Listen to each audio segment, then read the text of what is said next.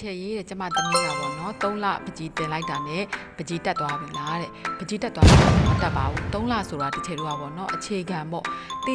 ထိုက်တာလေးတွေကိုတစ်ချေကအခြေခံသဘောတရားလေးတင်ပေးလိုက်ရုံပဲရှိတယ်ပကြီးကားလေးတွေဘယ်လိုဖွဲ့ရမလဲပေါ့နော်ဒါလောက်ကိုပဲတစ်ချေတို့ကတင်ပေးတာပေါ့တကယ်ပကြီးပညာပဲဖြစ်ဖြစ်ဘယ်ပညာရက်မဆိုပေါ့နော်3လနဲ့တက်တယ်ဆိုတာမရှိပါဘူးတစ်ချေတို့ပကြီးလည်းအတူတူပဲပေါ့နော်ဒါပေမဲ့အခြေအနေသဘောတရားအရတစ်ချေတို့က3လမှာအခြေခံလုံးလုပ်ပေးလိုက်တယ်နောက်ထပ် level 2ဆက်တက်ကတယ်အဲ့လို level လေးတွေတစ်ချေတို့ကခွဲပြီးတင်ရတာဖြစ်တဲ့အတွက်သူတို့တင်ကျင်တဲ့ဟာလေးတွေတင်ပေးရတယ်ဆရာမတို့လည်းတင်ရတာပို့ပြီးတော့လွယ်ကူတဲ့အတွက်ဒီလိုမျိုးလေးတွေထားပေးလိုက်တာဖြစ်ပါတယ်တကယ်တော့ပညာရက်တစ်ရက်ကဆိုလို့ရှိရင်အချိန်အများကြီးတော့ပေးရတယ်ပေါ့နော်ဒီကလေးလေးဆိုလို့ရှိရင်သူတစ်ချက်စီမှာတက်တာ3နှစ်ကျော်သွားပြီပေါ့နော်3နှစ်လောက်ရှိနေပြီအခုဆိုရင်သူ့အသက်က73နှစ်မှာပဲသူ acrylic ကိုကောင်းကောင်းစာရေးနိုင်တယ်ပေါ့နော်အခြေခံနေ level 1 2ကနေရေးစေးကနေမှအခု acrylic ကိုသူကောင်းကောင်းဆွဲတက်သွားပြီပေါ့တစ်ချက်အဓိကပြောချင်တာက3လနဲ့ပကြီးမတက်ပေမဲ့ပေါ့နော်ဒီလိုမျိုး